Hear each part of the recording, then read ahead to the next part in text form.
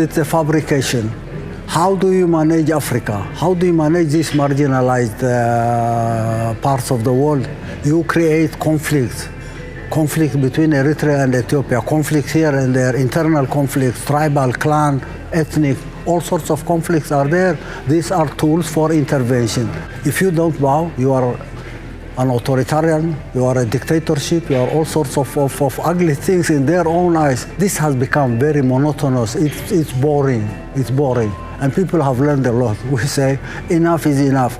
We have to build our economies. We have to jointly work to change the reality and create synergy, complementarity, cooperation is the name of the game. Their tools are dividing, weakening, inciting problems, conflicts, all sorts of conflicts. Africa has been marginalized possibly because of internal problems, but external intervention has been one of the causes of aggravation for the marginalization. So I think Africa has learned a lot, and Africa has more interest than anyone else to join in any solidarity so that we get out of this cycle.